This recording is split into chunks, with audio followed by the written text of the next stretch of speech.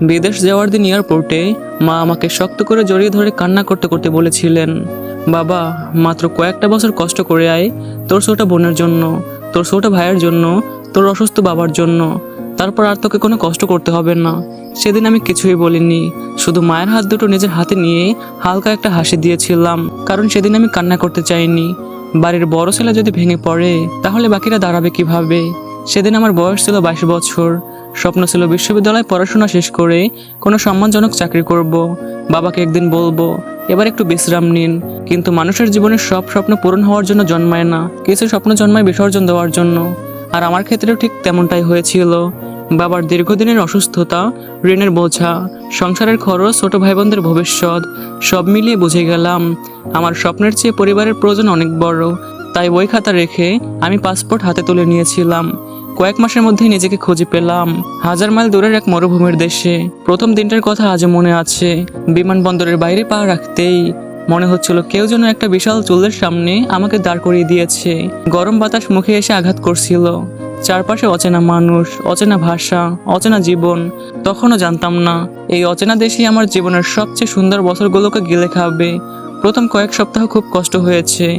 দিনে 12-13 ঘন্টা কাজ করা, রাতে ছোট্ট একটা রুমে গাদাগাদি করে কয়েকজন মানুষ, শরীর ভেঙে যেত। কিন্তু প্রতি রাতে ঘুমানোর আগে একটা জিনিস আমাকে শক্তি দিত, মায়ের সেই কথাটা, মাত্র কয়েক বছর। হ্যাঁ, আমিও নিজেকে বারবার বলতাম, মাত্র তো কয়েকটা বছর, তারপর সবকিছু ঠিক হয়ে যাবে। প্রথম বেতন পাওয়ার দিনটা আজ মনে আছে। বেতন হাতে পেয়ে নিজের জন্য কিছু কিনতে ইচ্ছে করছিল। অনেকদিন ধরে একটা ভালো মোবাইল ফোন কিনবো ভাবছিলাম, কিন্তু সেই টাকা হাতে পাওয়ার সাথে সাথে আমি সোজা চলে গিয়েছিলাম মানি এক্সচেঞ্জে। পুরো টাকাটাই দেশে পাঠিয়ে দিয়েছিলাম। রাতে মা ফোন করে কান্না করতে করতে বলেছিলেন, বাবা, আল্লাহ তোকে ভালো রাখুক, তোর পাঠানো টাকা দিয়ে তোর বাবার জন্য ওষুধ কিনেছি। সেদিন মনে হচ্ছিল যেন আমার সব কষ্ট সার্থক। আমি সুখী ছিলাম, কারণ আমার পরিবারও সুখী ছিল। এরপর 1 বছর কেটে গেল, তারপর 2 বছর। ধীরে ধীরে সবকিছু বদলাতে শুরু করলো। ছোট ভাই ভালো কলেজে ভর্তি হলো, বোনের পড়াশোনা নিয়মিত চলতে লাগলো, বাবাও সুস্থ হতে শুরু করলো। আর আমি তখনও সেই একই মরুভূমিতে, একই রোদ, একই শ্রম, একই অপেক্ষা। তবে তখনও আমার কোনো অভিযোগ ছিল না, কারণ আমি বিশ্বাস করতাম মাত্র কয়েকটা বছর, তারপর আমি দেশে ফিরে যাব, নিজের জীবনটা আবার শুরু করব। কিন্তু মানুষ ভবিষ্যৎ নিয়ে যতটা ভাবে, বাস্তবতা তার চেয়ে অনেক বেশি নির্মম হয়। আর সেই নির্মমতার প্রথম আঘাতটা আমি পেয়েছিলাম 3য় বছরের এক বিকেলে। সেদিন কাজ শেষে ফোন হাতে নিয়ে দেশে কল দিয়েছিলাম। ফোন ধরেছিল আমার ছোট ভাই। তার কণ্ঠে ছিল আনন্দ, উত্তেজনা, খুশি। সে একটানা অনেক কিছু বলছিল। তার কথা শুনে আমি কিছুক্ষণ পর চুপ হয়ে গিয়েছিলাম, কারণ সেদিন প্রথমবারের মতো আমি বুঝতে শুরু করলাম আমি হয়তো পরিবারের জীবন এগিয়ে যাওয়ার সিঁড়ি হয়ে উঠেছি, কিন্তু আমার নিজের জীবনটা ঠিক কোথায় যাচ্ছে এই প্রশ্নের কোনো উত্তর খুঁজে পেলাম না। তবে সত্যি বলতে তখনও এসব নিয়ে খুব বেশি একটা ভাবতাম না, কারণ ফোনের ওপাশে যখন মায়ের হাসির শব্দ শুনতাম তখন মনে হতো আমার সব কষ্ট সার্থক। ছোট ভাই তখন কলেজের সেরা ছাত্রদের একজন। মাঝে মাঝে ফোনে তার ফলাফলের কথা শুনতাম শিক্ষকরা তার প্রশংসা করছে। আর এদিকে আমি শ্রমিক ক্যাম্পের বিছানায় শুয়ে শুয়ে চোখ বন্ধ করে কল্পনা করতাম ছেলেটা একদিন অনেক বড় হবে। হয়তো তখন কেউ জানবে না তার সাফল্যের পিছনে একটা মানুষ মরুভূমির রোদে নিজের যৌবন পুড়িয়ে দিয়েছিল। তবুও আমি খুশি হতাম, কারণ সে ছিল আমার ছোট ভাই, আমার নিজের রক্ত। এভাবেই বছর কেটে যাচ্ছিল। এরই মধ্যে ছোট বোনটাও বড় হয়ে গেল। যে ছোট্ট মেয়েটা একসময় আমার কাঁধে চড়ে স্কুলে যেত, এখন সে বিশ্ববিদ্যালয়ে পড়ে। মা ফোনে বলতেন, তোর বোনকে দেখে এখন আর চিনতেই পারবি না। আমি হেসে বললাম, ভিডিও কল দাও। কিন্তু আশ্চর্যের বিষয় হলো, ভিডিও কল শেষ হবার পরই প্রায় আমার মন খারাপ হয়ে যেত, কারণ আমি বুঝতে পারতাম আমি তাদের বড় হওয়া দেখছি, কিন্তু তাদের সঙ্গে বড় হচ্ছি না। তাদের জীবনের প্রতিটা গুরুত্বপূর্ণ মুহূর্তে আমি অনুপস্থিত। একদিন ছোট ভাইয়ের জন্মদিন গেল, আমি ছিলাম না। আরেকদিন বোন বিশ্ববিদ্যালয়ে ভর্তি হলো। দেশে থাকলে হয়তো আমি নিয়ে যেতাম। বোন ভর্তি হলো, আমি ছিলাম না। বাবার রিপোর্ট ভালো এসেছে, আমি ছিলাম না। মায়ের চোখে অপারেশন হলো, আমি ছিলাম না। আমি ছিলাম শুধু ব্যাংকের লেনদেনের হিসাবে, প্রতি মাসে পাঠানো টাকার অঙ্কে। ধীরে ধীরে একটা অদ্ভুত জিনিস খেয়াল করতে শুরু করলাম। ফোনে সবাই আমার সাথে কথা বলে, কিন্তু আস্তে আস্তে কথাগুলোর বিষয়বস্তু বদলে যাচ্ছে। আগে মা জিজ্ঞেস করতেন, বাবা খেয়েছিস? এখন বলেন, বাবা তোর ছোট ভাইয়ের টাকা লাগবে। আগে ভাই বলতো, ভাইয়া কেমন আছো? এখন সে বলে, ভাইয়া একটা ল্যাপটপ দরকার। আগে বোন ঘন্টার পর ঘন্টা গল্প করত, আর এখন তার প্রয়োজনের তালিকা থাকে। আমি কাউকে দোষ দেইনি, আজও দেই না, কারণ আমি জানি তারা আমাকে ব্যবহার করতে চায়নি, তারা শুধু অভ্যস্ত হয়ে গিয়েছিল। আমি টাকা পাঠাবো, আমি সমস্যার সমাধান করব, আমি আছি। এই বিশ্বাসে তারা অভ্যস্ত হয়ে গিয়েছিল, আর আমিও অভ্যস্ত হয়ে গিয়েছিলাম নিজের শখগুলোকে বিসর্জন দিতে। এরই মধ্যে একদিন রাতে ফেসবুকে গেলাম, অনেকদিন ব্যবহার করিনি। স্ক্রল করতে করতে হঠাৎ একটা ছবি চোখে আটকে গেল। ছবিটা দেখে বুকের ভেতর কেমন যেন মোচড় দিয়ে উঠলো, কারণ ছবিটা ছিল এমন একজন মানুষ যার কথা আমি অনেক বছর ধরেই ইচ্ছে করেও ভাবিনি, হয়তো ভাবতে চাইনি, হয়তো সাহস পাইনি, কিন্তু সেদিন বুঝেছিলাম মানুষ যতই দূরে পালিয়ে যাক না কেন, কিছু স্মৃতি কখনো তাকে ছেড়ে যায় না। গাইস, আমার মেইন চ্যানেলের নাম হচ্ছে ভিশনারি সাজিদ, পুরো গল্প তোমরা সেখানে পেয়ে যাবা। সেই রাতেই আমি এমন একটা খবর জানতে পারি যেটা আমার জীবনের গতিপথ বদলে দিতে শুরু করেছিল। মোবাইলের স্ক্রিনের দিকে তাকিয়ে আমি অনেকক্ষণ নিশ্চুপ বসে রইলাম। ছবিটা ছিল একটা বিয়ের অনুষ্ঠানের, অনেক মানুষের ভিড়, হাসি তামাশা, আনন্দ, কিন্তু আমার চোখ আটকে ছিল একজন নির্দিষ্ট মানুষের উপর। সে হচ্ছে নীলা। প্রায় 7 বছর পর তার কোনো ছবি দেখলাম। 7 বছর একটা সময় ছিল, ওই মানুষটাকে ছাড়া আমার ভবিষ্যৎ কল্পনা করাও কঠিন ছিল। আজ তার জীবনে আমি আছি কিনা সেটাও হয়তো সে জানে না। ছবিটার নিচে একজন কমেন্টে লিখেছিল, আপু, আপনার ছেলেটা দেখতে ঠিক আপনার মতোই হয়েছে। ছেলেটা শব্দটা পড়ে বুকের ভেতর যেন ফাঁকা হয়ে গেল। আমি ধীরে ধীরে ফোনটা নামিয়ে রাখলাম। রাত তখন প্রায় 3টা। ঘুম আসছিল না। কিছু স্মৃতি থাকে যেগুলোকে মানুষ ভুলে যায় না, শুধু গভীরে চাপা দিয়ে রাখে। আমি আর নীলা একই সাথে পড়তাম। আমাদের পরিচয়, তারপর বন্ধুত্ব, তারপর ভালোবাসা, সবকিছুই সাধারণ ছিল, কিন্তু আমাদের স্বপ্নগুলো সাধারণ ছিল না। আমি প্রায় বলতাম একদিন ভালো একটা চাকরি করব, তারপর তোমাকে বিয়ে করব। নীলাও হেসে বলতো আমি অপেক্ষা করব তোমার জন্য। সেদিন আমরা কেউই জানতাম না জীবন আমাদের জন্য অন্য কিছু লিখে রেখেছে। বিদেশ যাওয়ার সিদ্ধান্ত নেওয়ার দিন নীলাকে সব বলেছিলাম। আমি ভেবেছিলাম হয়তো সে রাগ করবে, হয়তো কান্না করবে, কিন্তু সে একদম চুপচাপ ছিল। অনেকক্ষণ পর বলছিল, কয়েক বছর তো, তারপর তো ফিরে আসবে। আমি হাসার চেষ্টা করেছিলাম, হ্যাঁ কয়েক বছর। আর আজকে এত বছর পরে বুঝি মানুষের জীবনের সবচেয়ে ভুলগুলোর মধ্যে একটা হলো সে সময়কে খুব সহজেই বিশ্বাস করে। আমি ভেবেছিলাম কয়েক বছর, নীলাও ভেবেছিল কয়েক বছর, আমার মাও ভেবেছিলেন কয়েক বছর, কিন্তু সেই কয়েক বছর কবে যেন আমার জীবনের সবচেয়ে সুন্দর সময়টুকু খেয়ে ফেলেছে। প্রথম দিকে নীলার সাথে নিয়মিত কথা হতো, প্রতিদিন, তারপর সপ্তাহে একবার, তারপর মাসে একবার। তারপর একদিন খেয়াল করলাম তার সাথে আর কোনো কথা হয় না। কেউ ঝগড়া করিনি, কেউ কাউকে দোষ দেয়নি, কেউ সম্পর্ক ভাঙার ঘোষণাও করিনি। আমরা শুধু ধীরে ধীরে একে অপরের জীবন থেকে হারিয়ে গিয়েছিলাম। সম্ভবত এটাই সবচেয়ে কষ্টের বিচ্ছেদ, যেখানে কোনো অপরাধী থাকে না, শুধু সময় জিতে যায়। সেই রাতের পর কয়েকদিন মনটা খুবই অদ্ভুত ছটফট করছিল। কাজে মন বসছিল না। প্রায় এমনটা মনে হতো আমি আসলে কি হারিয়েছি আর কিই বা পেয়েছি। পরক্ষণেই ভাবতাম, হ্যাঁ ভাইয়ের পড়াশোনা চলছে, বোনের ভবিষ্যৎ তৈরি হচ্ছে, বাবার চিকিৎসা হচ্ছে, সব কিছুই ঠিকঠাক আছে, তাহলে বুকের ভিতরে এই শূন্যতা কেন? এর উত্তর আমি তখনও পাইনি। কিন্তু কয়েক মাস পার হওয়ার পরে এমন একটা ঘটনা ঘটলো যার পর থেকে আমি আমার জীবনকে কখনো আগের মতো দেখতে পাইনি। সেদিন রাত 11:30টার দিকে হঠাৎ করে দেশের নাম্বার থেকে কল আসলো। ফোনের ওপাশে মানুষের কণ্ঠ কাঁপছিল, আর প্রথম বাক্যটা শুনেই আমার হাত থেকে মোবাইলটা প্রায় পড়েই যাচ্ছিল। কারণ কেউ একজন বলছিল, রহিম, তোমার বাবার অবস্থা খুব খারাপ। কয়েক সেকেন্ড আমি কোনো কথা বলতে পারিনি। মনে হচ্ছিল বুকের ভেতর কেউ যেন হঠাৎ করে সবকিছু থামিয়ে দিয়েছে। কাপা গলায় শুধু জিজ্ঞেস করলাম, কি হয়েছে? ওপাশ থেকে উত্তর এলো, ডাক্তার বলছে অবস্থা ভালো না, যদি পারো দেশে চলে আসো। দেশে চলে আসো কথাটা শুনতে যতটা সহজ, আমার জন্য ঠিক ততটাই কঠিন ছিল। কারণ আমি যে কোম্পানিতে কাজ করতাম সেখান থেকে ছুটি পাওয়া প্রায় অসম্ভব ছিল। তারপরও পরদিন সকালেই সুপারভাইজারের কাছে গেলাম। জীবনে প্রথমবার কারো সামনে হাত জোর করেছিলাম। বলেছিলাম আমার বাবা খুবই অসুস্থ, আমাকে দেশে যেতে হবে। লোকটা আমার দিকে কয়েক সেকেন্ড তাকিয়েছিল, তারপর খুব স্বাভাবিক ভঙ্গিতে বলল, এখন ছুটি সম্ভব না। আমি ভেবেছিলাম সে হয়তো বুঝতে পারেনি। আবার বললাম, বাবাকে হয়তো শেষবারের মতো দেখতে পাবো না। সে এবারও একই উত্তর দিল, কাজের চাপ অনেক, এখন কাউকে ছুটি দেওয়া যাবে না। সেদিন প্রথমবার বুঝেছিলাম বিদেশি মানুষের মূল্য বলতে কিছু হয় না, শুধু শ্রমটাই মাপা হয়। সেদিন রাতে মায়ের সাথে কথা বলেছিলাম। মা কান্না লুকানোর চেষ্টা করেছিলেন, কিন্তু আমি বুঝে গিয়েছিলাম মায়ের কান্না আমি ছোটবেলা থেকে চিনতে পারি। তিনি বললেন, চিন্তা করিস না বাবা, আল্লাহ ভরসা। কিন্তু তার কণ্ঠে ভরসার চেয়ে ভয়টাই বেশি ছিল। সারা রাত ঘুমাতে পারিনি সেদিন। বারবার মোবাইলের দিকে তাকিয়েছি, বারবার সময় দেখেছি, বারবার দোয়া করেছি। মনে হচ্ছিল কোনো অলৌকিক কিছু ঘটুক, বাবা সুস্থ হয়ে উঠুক, আমি দেশে ফিরে যাই, আর সবকিছু আবার আগের মতো হয়ে যাক। কিন্তু বাস্তবতা মানুষের ইচ্ছে শুনতে চায় না। পরদিন ফজরের এক মুহূর্তে হঠাৎ করে ফোনটা বেজে উঠলো। ফোনের স্ক্রিনে ছোট চাচার নাম দেখে বুকটা কেঁপে উঠলো। ফোন ধরার আগেই যেন সবকিছু বুঝে গিয়েছিলাম, তবুও ধরলাম। ওপাশ থেকে অনেকক্ষণ কোনো শব্দ এলো না। তারপর খুব ধীরে একটা বাক্য শুনলাম, রহিম, তোর বাবা আর বেঁচে নেই। তারপর ঠিক কতক্ষণ যে আমি চুপ ছিলাম তা আজও মনে নেই। শুধু মনে আছে সেদিন প্রথমবার বিদেশের সেই ছোট্ট রুমটাকে আমার কাছে কারাগারের মতো মনে হচ্ছিল। আমার বাবা চলে গেছেন, আর আমি হাজার মাইল দূরে বসে আছি, কিছুই করতে পারছি না, চাইলেও যাওয়া সম্ভব না। এর চেয়ে অসহায়তার ব্যাপার আর কিছুই হতে পারে না। আমি আমার বাবার হাত ধরতে পারিনি, শেষবার তাকে দেখতে পারিনি, শেষবার বাবা বলেও ডাকতে পারিনি। জানাজার দিন ভিডিও কলে সবকিছু দেখেছিলাম। মানুষজন বাবার কফিন নিয়ে যাচ্ছে, ছোট ভাই কান্না করতেছে, মা কান্না করতেছে, বোনও কান্না করতেছে, আর আমি স্ক্রিনের এপাশে বসেছিলাম, সবকিছু দেখছিলাম। চোখ দিয়ে পানিও পড়ছিল, কিন্তু কাউকে জড়িয়ে ধরে কান্না করার মতো অপশন ছিল না। সেদিন বুঝেছিলাম সবকিছু টাকার বিনিময় সম্ভব না। কিছু ক্ষতি আছে যেগুলো সারা জীবন বয়ে বেড়াতে হয়। বাবার মৃত্যুর পর সংসারের পুরো দায়িত্বটা আরো যেন বেশি আমার কাঁধে এসে পড়লো। আমি তখন নিজেকে একটা কথা বলেছিলাম, আরেকটু কষ্ট কর রহিম, শুধু আরেকটু। কিন্তু আমি তখনও জানতাম না জীবনের সবচেয়ে কঠিন বছরগুলো তখন আমার জন্য অপেক্ষা করে আছে। কারণ কয়েক মাস পর এমন একটা ঘটনা ঘটতে যাচ্ছিল যা আমার জীবনের শেষ অবশিষ্ট স্বপ্নটুকুও কেড়ে নেবে।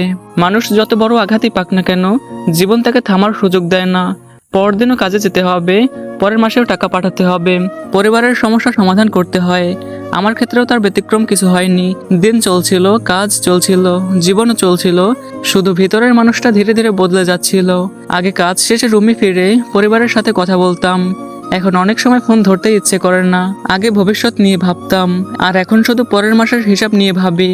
মনে হতো আমি আর মানুষ নই, আমি একটা দায়িত্ব, আমি একটা চলমান আয়ের উৎস, এর বেশি কিছু না।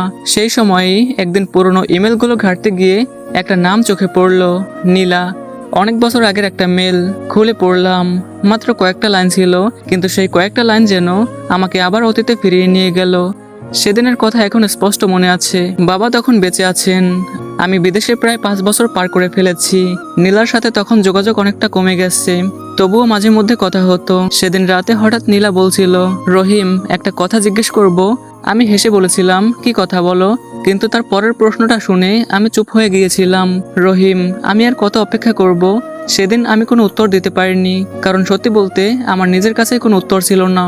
1 বছর 2 বছর করতে করতে 5 বছর হয়ে গেল। এখনো কত বছর বিদেশের মাটিতে থাকতে হবে তা আমি জানতাম না। আমি শুধু জানতাম আমার পরিবারের মুখে হাসি ফোটানোর জন্য আমাকে আরও এখানে থাকতে হবে। অনেকক্ষণ চুপ থাকার পর নীলা আবারও বলছিল, তুমি কি কখনো নিজের কথা ভেবেছো রহিম? আমি হেসে উড়িয়ে দেওয়ার চেষ্টা করেছিলাম, কিন্তু সেদিন সে থামেনি। বলেছিল, তোমার ভাইয়ের একটা জীবন আছে, তোমার বোনের একটা জীবন আছে, তোমার মায়েরও একটা জীবন আছে, কিন্তু রহিম, তোমার নিজের জীবনটা কোথায়? সেদিন তার কথাগুলো শুনে অনেক রাগ হচ্ছিল। মনে হচ্ছিল যেন সে আমাকে বোঝার চেষ্টা করছে না। আর আজ এত বছর পর বুঝি, হয়তো সেদিন একমাত্র সেই আমাকে বুঝেছিল। কথোপকথনের এক পর্যায়ে নীলা খুব শান্ত গলায় বলেছিল, আমি তোমাকে ছেড়ে যেতে চাই না রহিম, কিন্তু তুমিও তো ফিরছো না। আমি আর কত অপেক্ষা করব? আমি তখনও চুপ ছিলাম, কারণ আমার কাছে এর কোনো উত্তর ছিল না। আর নীরবতা অনেক সময় একটা উত্তর হয়ে যায়। সেদিনের পর থেকে আমাদের কথা বলা আরো কমে গেল। তারপর হঠাৎ করে একদিন পুরোপুরি বন্ধ হয়ে গেল। কেউ কাউকে বিদায় দেয়নি, আমরা শুধু একে অপরের থেকে হারিয়ে গিয়েছিলাম। সেই রাতের ইমেলটা পড়ে অনেকক্ষণ চুপচাপ বসেছিলাম। বুকের ভেতর একটা অদ্ভুত শূন্যতা কাজ করছিল, কিন্তু এবার আর কষ্ট লাগছিল না। হয়তো একটা সময় পর মানুষ কষ্ট অনুভব করার ক্ষমতা হারিয়ে ফেলে। কয়েক মাস পর আবার ফেসবুকে নীলার সেই ছবিটা দেখেছিলাম। তার পাশে একজন মানুষ, সামনে একটা ছোট ছেলে, তাদের মুখে হাসি। অনেকক্ষণ ছবিটার দিকে তাকিয়েছিলাম, তারপর ধীরে ধীরে মোবাইলটা বন্ধ করে দিয়েছিলাম। সেদিন প্রথমবার মনে হয়েছিল কিছু মানুষকে হারানো যায় না, আর তাদের জন্য অপেক্ষাও করা যায় না, চাইলেও সম্ভব না। আর সেদিনই উপলব্ধি করেছিলাম আমার জীবনের শেষ ব্যক্তিগত স্বপ্নটুকু শেষ হয়ে গেছে। এখন আমার সামনে শুধু দায়িত্ব, শুধু কাজ। সময় যে কত দ্রুত চলে যায় সেটা আমি বুঝেছিলাম আরো কয়েক বছর পর। আয়নায় অপরিচিত মানুষ। সেদিন প্রথমবারের মতো নিজের সাদা চুল দেখে অবাক হয়েছিলাম। ভিতরে একটা অদ্ভুত অনুভূতি হচ্ছিল, কারণ আমি তখনও মনে করতাম আমি সেই 22 বছরের ছেলেটাই আছি, যে কিনা মাত্র কয়েক বছরের জন্য বিদেশ এসেছিল, যে কিনা ভেবেছিল দ্রুতই সবকিছু ঠিক হয়ে যাবে। কিন্তু আয়না অন্য কথা বলে। সময় পেরিয়ে গেছে। গাইস, তোমরা সম্পূর্ণ গল্প পেয়ে যাবে আমার মেইন চ্যানেলে। চ্যানেলের নাম হচ্ছে ভিশনারি সাজিদ। সময় পেরিয়ে গেছে, অনেকটা সময়। এরই মধ্যে ছোট ভাই ডাক্তার হয়ে গেছে। যে ছেলেটার ভর্তির ফি জোগাড় করতে আমি অতিরিক্ত শিফট করেছি, সে এখন মানুষের চিকিৎসা করে। বোনেরও বিয়ে হয়ে গেছে।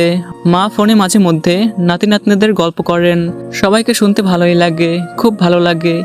তবুও কোথায় যেন একটা শূন্যতা থেকেই যায়, কারণ গল্পের প্রতিটা চরিত্র সামনে এগিয়ে যাচ্ছে, শুধু আমি সেই একই জায়গায় দাঁড়িয়ে আছি। বিদেশে তখন আমার প্রায় 15 বছর হয়ে গেছে। নতুন ছেলে আসে, কাজ শেখে, আবার চলে যায়। আবার নতুন মানুষ আসে, শুধু আমিই থেকে যাই। একই কোম্পানি, একই ক্যাম্প, একই কাজ, সারাদিন ডিউটি, রাতে শরীর ক্লান্ত নিয়ে বিছানায় পড়ে থাকা। এরই মধ্যে একদিন কাজে থাকা অবস্থায় মাথাটা ঘুরে উঠলো। মনে হলো চারপাশ সব দুলছে। আমি দ্রুত একটা দেয়ালে ভর দিলাম। কয়েক মিনিট পর আবার স্বাভাবিক হয়ে উঠলাম। সহকর্মীরা বলল, ডাক্তার দেখাও। আমি মিথ্যা হাসি দিয়ে উড়িয়ে দিলাম।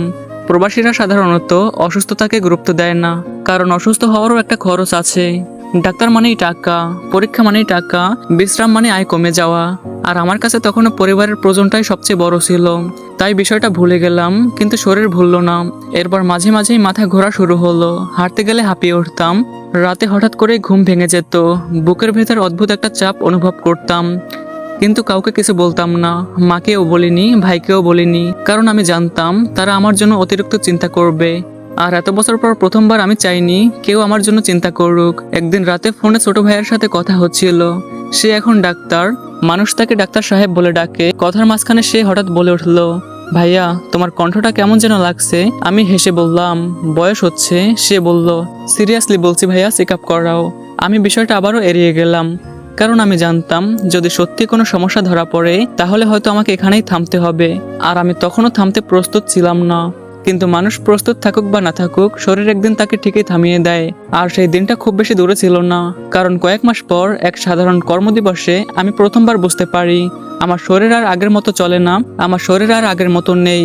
আর সেই দিনের ঘটনাই আমাকে আমার জীবনের সবচেয়ে ভয়ঙ্কর বাস্তবতার মুখোমুখি দাঁড় করিয়ে দিয়েছিল। সবার সাথে নিয়মিত কথা হতো, কিন্তু কেউ বলতো না বাড়ি ফিরে আয়, আমার শরীরটাও আগের মতো নেই। এই সত্যিটা বুঝতে আমার অনেক বছর সময় লেগে গিয়েছিল। অথচ শরীর আমাকে বহু আগেই সংকেত দেওয়া শুরু করেছিল। মাথা ঘোরা, হাঁটতে হাঁটতে হাঁপিয়ে ওঠা, রাতে হঠাৎ করে ঘুম ভেঙে যাওয়া, হঠাৎ হঠাৎ বুক দরবার করা, সবই ছিল। শুধু আমি দেখেও না দেখার ভান করে গিয়েছি, কারণ এত বছর ধরে একটা জিনিস শিখে গিয়েছিলাম, প্রবাসীদের অসুস্থ হওয়ার অধিকার নেই। একদিন কাজ করার সময় হঠাৎ করে এমনভাবে মাথা ঘুরে উঠলো, আমি যেন মাটিতেই বসে পড়লাম। সহকর্মীরা দৌড়ে এলো, একজন পানির বোতল এগিয়ে দিল, আরেকজন বলল, ভাই এবার ডাক্তার দেখান। সেদিন প্রথমবার আমি নিজেও ভয় পেয়ে গিয়েছিলাম। রাতে ছোট ভাইকে ফোন করে সবকিছু খুলে বললাম। সে এখন বড় ডাক্তার, অনেক ব্যস্ত মানুষ। সে ফোন ধরতেই বলল, ভাইয়া এত রাতে ফোন দিয়েছো? আমি সবকিছু খুলে বললাম। সে মন দিয়ে শুনলো। তারপর সে বলল, কালকে চেক আপ করাও, রক্ত পরীক্ষা করাও, হার্টটাও একটু দেখে নিও। আমি চুপচাপ তার কথা শুনছিলাম। তার প্রতিটা কথায় চিন্তা ছিল, দায়িত্ব ছিল। কিন্তু অদ্ভুতভাবে একটা কথা খেয়াল করলাম, সে একবারও এটা বলল না যে ভাইয়া অনেক হয়েছে, এবার দেশে চলে আসো। ফোন কেটে দেওয়ার পর অনেকক্ষণ বসেছিলাম। বিষয়টা আমাকে কষ্ট দেয়নি, শুধু ভাবিয়েছিল। তারপর কয়েকদিন পর বোন ফোন করলো। সেও বলল, ভাইয়া নিজের যত্ন নিও, ডাক্তার দেখাও, ওষুধ খেও ঠিক মতো। কিন্তু সেও একবারও বলল না, ভাইয়া এবার বাড়ি ফিরে আসো। মা নাতি নাতনিদের গল্প শোনাচ্ছিলেন, ছোট ভাইয়ের হসপিটালের গল্প করলেন, বোনের সংসারের গল্প করলেন, অনেক গল্প, অনেক কথা। আমি চুপচাপ শুনছিলাম, ভালোই লাগছিল। হঠাৎ খেয়াল করলাম প্রায় 1 ঘন্টা কথা হয়েছে, কিন্তু মা একবারও জিজ্ঞেস করেনি, বাবা তুই কবে দেশে ফিরবি। ফোন কেটে যাওয়ার পর বুকের ভেতরে অদ্ভুত একটা শূন্যতা তৈরি হলো। আমি কাউকে দোষ দেইনি, আজও দেই না, কারণ আমি জানতাম তারা আমাকে ভালোবাসে, খুব ভালোবাসে। কিন্তু তারা হয়তো ধরেই নিয়েছিল আমি সব সময় ওখানেই থাকবো, সব সময় টাকা পাঠাবো, সব সময়ই সমস্যার সমাধান করব। যেমন একটা সূর্য প্রতিদিন ওঠে, তাকে নিয়ে আলাদা করে কেউই ভাবে না। সেদিন রাতে ঘুম আসছিল না। রুমের ছোট্ট জানালা দিয়ে বাইরে তাকিয়েছিলাম। হঠাৎ মনে পড়লো, মাত্র 22 বছর বয়সে আমি এই দেশে এসেছিলাম কয়েক বছরের জন্য। আর আজ আমার বয়স প্রায় 40-এর কাছাকাছি, আর আমি এখনো এখানে পড়ে আছি। আর জীবনের সবচেয়ে ভয়ঙ্কর উপলব্ধিটা তখনই প্রথম মাথায় এলো। হয়তো এতদিন আমি পরিবারের জন্য বেঁচেছি, তাই নিজের জন্য বাঁচার সময়ই পাইনি। তারপর সেদিন রাতেই আমি একটা সিদ্ধান্ত নিলাম। বহু বছর পর একটা সিদ্ধান্ত নিয়েছি, যেটা শুধুমাত্র আমার জন্য। আমি দেশে ফিরে যাব স্থায়ীভাবে, আর বিদেশের নয়। আর মরুভূমির এই জীবন নয়, আমি বাড়ি ফিরবো। কিন্তু তখনও জানতাম না, মানুষ যখন বহু বছর পর তার নিজের ঘরে ফিরে আসে, তখন সেই ঘরও অনেক সময় আগের মতো থাকে না। আমি দেশে ফিরে যাব স্থায়ীভাবে। সিদ্ধান্তটা নেওয়ার পর বুকের ভিতর অদ্ভুত একটা শান্তি নেমে এসেছিল। মনে হচ্ছিল অনেক দীর্ঘ একটা দৌড়ের শেষ প্রান্তে এসে দাঁড়িয়েছি। প্রায় 18 বছর, পুরো একটা প্রজন্ম বদলে যাওয়ার মতো সময়। কোম্পানিতে পদত্যাগপত্র জমা দেওয়ার দিন সহকর্মীরা অবাক হয়ে জিজ্ঞেস করেছিল। অনেকেই বলছিল, অবশেষে এত বছর পর দেশে যাচ্ছেন, আবার ফিরে আসবেন তো? আমি শুধু হেসেছিলাম, কারণ এবার সত্যি আর ফিরে আসার ইচ্ছা ছিল না। বিদায়ের আগের দিন রাতে ছোট্ট রুমটার দিকে অনেকক্ষণ তাকিয়েছিলাম। লোহার খাট, পুরনো আলমারি, জানালার পাশে ছোট্ট চেয়ারটা। জীবনের সবচেয়ে সুন্দর সময়গুলো এখানে কাটেনি, কিন্তু সবচেয়ে মূল্যবান সময়গুলো এখানেই রেখে যাচ্ছি। পরদিন বিমানে উঠে জানালার বাইরে তাকিয়েছিলাম। মনে হচ্ছিল 22 বছরের সেই ছেলেটাকে কোথায় যেন ফেলে যাচ্ছি, যে ছেলেটা মাত্র কয়েক বছরের জন্য বিদেশ এসেছিল, আর ফিরতে ফিরতে যার চুল পাক ধরেছে। বিমান যখন ঢাকার মাটিতে এসে নামলো, বুকের ভেতরটা কেমন যেন কেঁপে উঠলো। দেশের জন্য অদ্ভুত একটা টান অনুভব হচ্ছিল। এতদিন পর অবশেষে বাড়ি ফিরছি। বাইরে বের হতেই দৌড় থেকে মাকে দেখলাম। মা অনেকটাই বৃদ্ধ হয়ে গেছে, চুলের বেশিরভাগটাই সাদা, মুখে বয়সের ছাপ। কিন্তু আমাকে দেখে তিনি ঠিক আগের মতোই কান্না করে ফেলেছিলেন। আমি এগিয়ে যেতেই মা আমাকে শক্ত করে জড়িয়ে ধরলেন। অনেকক্ষণ কিছু বলতে পারলেন না, শুধু বললেন, বাবা অবশেষে ফিরলি। ছোট ভাইও এসেছিল, এখন সে অনেক বড় ডাক্তার, স্মার্ট পোশাক, গাড়ি, সম্মান সবকিছুই আছে। কিন্তু আমাকে জড়িয়ে ধরার সময় সে আবার সেই ছোট্ট ভাইটাতেই পরিণত হয়ে গিয়েছিল। বোনও এসেছিল, পাশেই তার ছোট ছেলেমেয়েরা আমার দিকে অবাক দৃষ্টিতে তাকিয়েছিল। মনে হচ্ছিল যেন আমি ভিন গ্রহের প্রাণী, কারণ তারা কখনোই আমাকে বাস্তবে দেখেনি। সেদিন বাড়ি ফেরার পুরো পথ গল্প করতে করতে কেটে গিয়েছিল। মনে হচ্ছিল এত বছরের দূরত্ব এখানেই মুছে যাবে। বাড়িতে পৌঁছানোর পর আত্মীয় স্বজন আসতে শুরু করলো। অনেকেই বলল, বিদেশ ফেরত মানুষ অনেকটাই বদলে গিয়েছে। আমি শুধু হেসেছিলাম, কারণ তারা জানতো না, সবচেয়ে বেশি বদলেছে আমার ভিতরের মানুষটা। রাতে সবাই একসাথে খেতে বসেছিলাম, অনেক হাসাহাসি, অনেক গল্প। ভাগ্নি তার স্কুলের গল্প করছে, ভাই তার হাসপাতালের গল্প করছে, বোন তার ছোট্ট সংসারের গল্প করছে। মা মাঝে মধ্যে সবার দিকে তাকিয়ে হাসছেন। দৃশ্যটা খুবই সুন্দর ছিল, খুবই সুন্দর। আর এটাই তো আমি চেয়েছিলাম, এই সুখের জন্যই তো এত বছর পরিশ্রম করেছি। গাইস, সম্পূর্ণ গল্প তোমরা পেয়ে যাবা আমার মেন চ্যানেলে। চ্যানেলের নাম হচ্ছে ভিশনারি সাজিদ। তবুও খাবার টেবিলে বসে একটা জিনিস খেয়াল করলাম, সবার জীবন সম্পর্কে আমি অনেক কিছুই জানি, কিন্তু আমার প্রবাস জীবন সম্পর্কে কেউই তেমন কিছুই জানেন না। তারা জানে আমি বিদেশে ছিলাম, টাকা পাঠাতাম, কষ্ট করতাম, কিন্তু সেই কষ্টগুলো যে কেমন ছিল কেউই জানে না। কোন রাতে আমি না খেয়ে ঘুমিয়েছি, কোন ঈদে একা একা বসে কান্না করেছি, কোন সকালে অসুস্থ শরীর নিয়েও কাজে গিয়েছি, এসব গল্প কেউই জানে না। আর আশ্চর্যের বিষয় হলো, আমি নিজেও সেগুলো বলতে পারলাম না। মনে হলো এত বছর ধরে বুকের ভেতর জমে থাকা কথাগুলো ভাষা হারিয়ে ফেলছে। সেদিন রাতে নিজের পুরনো ঘরে ঘুমাতে গেলাম। ঘরটা অনেক বদলে গেছে, তবুও জানালার পাশে দাঁড়িয়ে বাইরে তাকিয়েছিলাম। দূরে কোথাও কুকুর ডাকছিল, রাতের বাতাসে পরিচিত মাটির গন্ধ, সবকিছুই আপন, সবকিছুই নিজের। তবুও বুকের ভেতর অদ্ভুত একটা অনুভূতি হচ্ছিল। যে বাড়ি ফেরার জন্য আমি 18 বছর অপেক্ষা করেছি, সেই বাড়ি আমাকে খুব আপন করে নিয়েছে। কিন্তু সময়ের সাথে সাথে সবাই বদলেছে, আর হয়তো আমিও। হয়তো এটাই জীবনের নিয়ম, মানুষ বাড়ি ফিরে আসে, কিন্তু সময় কখনো ফিরে আসে না। কয়েকদিন পর আমি বুঝতে শুরু করলাম, আমার শরীরের ভিতরে যে সমস্যাটা এতদিন ধরে নীরবে বেড়ে উঠেছিল, সেটা শুধু ক্লান্তি ছিল না, আর এই উপলব্ধিটাই আমার জীবনের পরবর্তী অধ্যায়ের দরজা খুলে দিয়েছিল। আমি ভাবলাম, আমার নিজের কি আছে। দেশে ফেরার পর প্রথম কয়েকদিন কেমন যেন একটা স্বপ্নের মতো কেটে যাচ্ছিল। সকালে ঘুম থেকে উঠলেই মায়ের মুখ দেখি, দুপুরে বাড়ির খাবার, বিকেলে পরিচিত নাস্তা, রাতে পুরনো স্মৃতি। মনে হচ্ছিল 18 বছরের একটা দীর্ঘ অধ্যায় অবশেষে শেষ হয়েছে। এরই মধ্যে ছোট ভাই একদিন তার নতুন চেম্বার দেখাতে নিয়ে গেল। রোগীদের ভিড়, রিসেপশন, সহকারী, সবকিছু সুন্দরভাবে সাজানো। দূর থেকে আমি সব দেখছিলাম। ভাইকে মানুষ সম্মান করছে, ডাক্তার সাহেব বলে ডাকছে।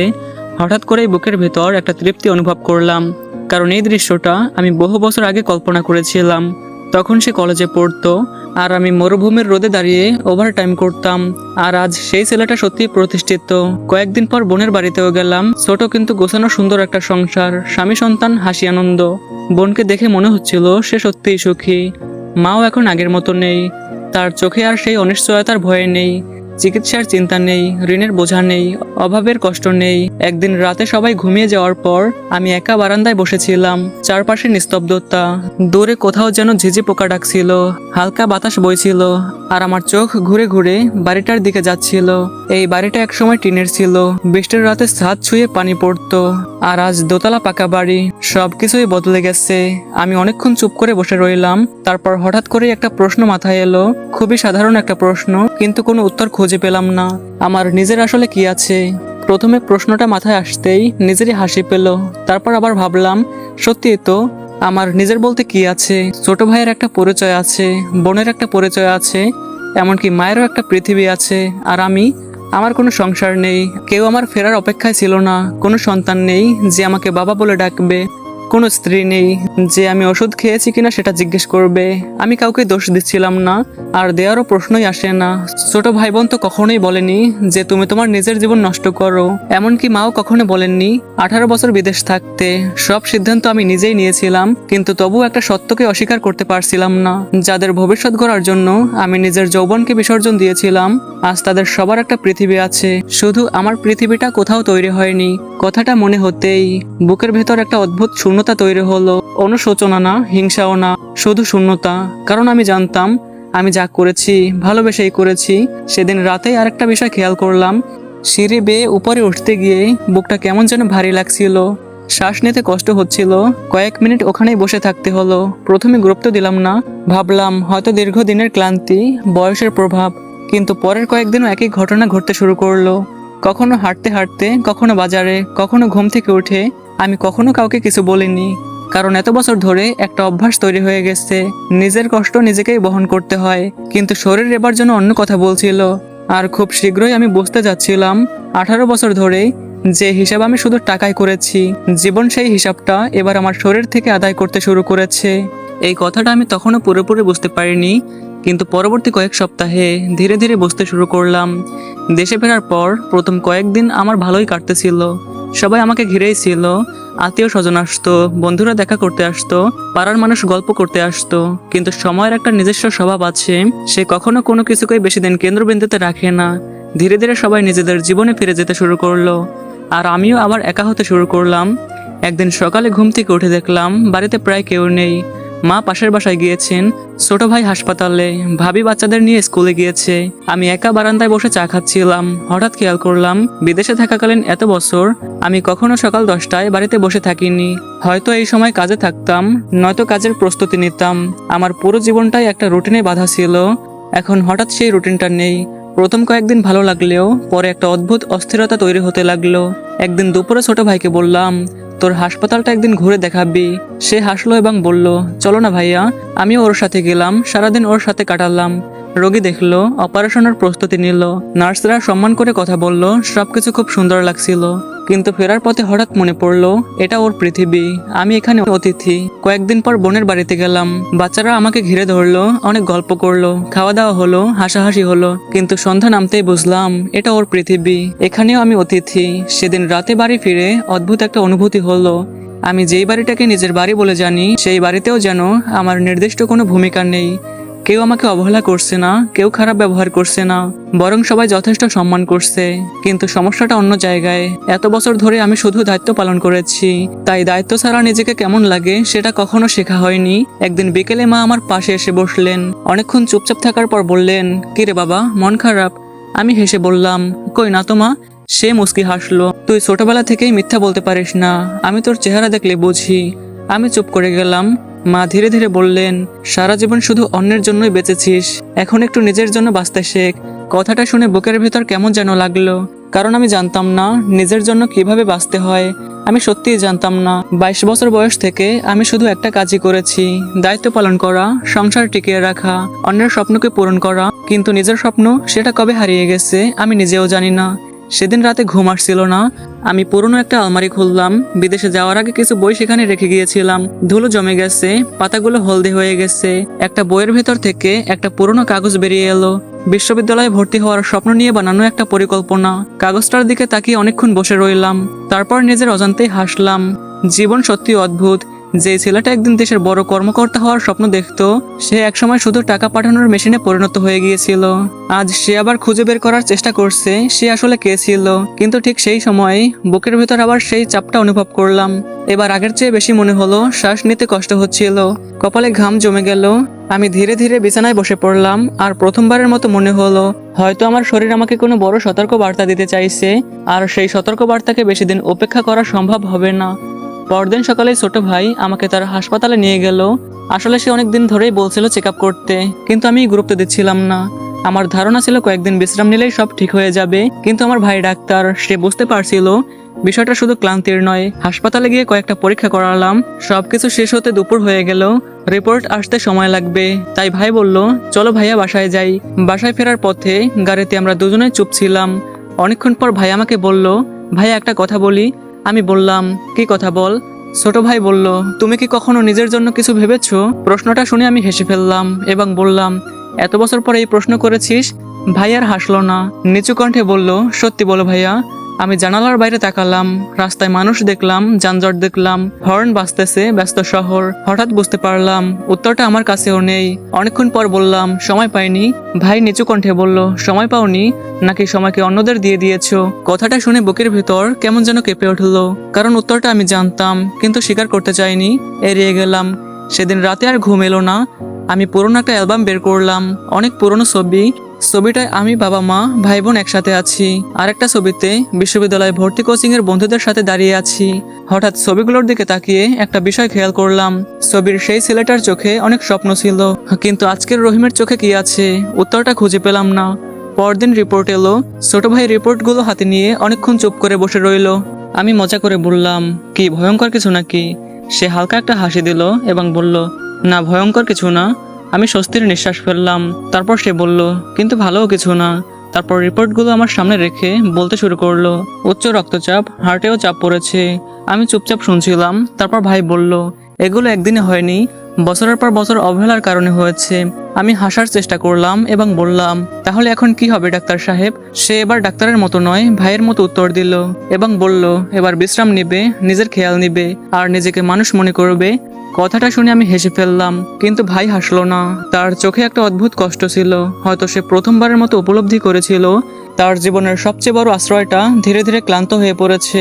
সেদিন রাতে বাড়ি ফেরার পর মা রিপোর্টের কথা জিজ্ঞেস করলেন। আমি বললাম, কিছু হয়নি মা, বয়সের সমস্যা। মা দীর্ঘশ্বাস ফেললেন, তারপর খুব আস্তে বললেন, তুই যখন বিদেশে গেলি তখন ভাবছিলাম হয়তো কয়েক বছরের কষ্ট, কিন্তু একদমই জানতাম না সেই কয়েক বছরের কষ্ট এত বড় হয়ে যাবে। আমি কিছুই বললাম না, কারণ আমিও জানতাম না, সত্যিই জানতাম না। রাতে ঘুমানোর আগে আয়নার দিকে তাকালাম, চোখের নিচে কালি, মুখে বয়সের ছাপ, চুল পাক ধরেছে। হঠাৎ মনে হলো আমি এত বছর ধরে সংসারকে বাঁচাতে ব্যস্ত ছিলাম যে নিজেকে বাঁচানোর কথাই ভুলে গিয়েছিলাম, আর হয়তো সেই ভুলের মূল্যই এখন ধীরে ধীরে পরিশোধ করতে হচ্ছে। কিন্তু তখনও জানতাম না জীবন আমাকে আরো বড় একটা প্রশ্নের মুখোমুখি দাঁড় করাতে যাচ্ছে। একটা প্রশ্ন যার উত্তর থেকে আমি বহু বছর ধরেই পালিয়ে বেরিয়েছি। সেটা হলো বিয়ে, সংসার, আর আমার না পাওয়া ভালোবাসা। রিপোর্ট দেখার পর থেকে ছোট ভাই যেন আমাকে একটু বেশি নজরে রাখতেছিল।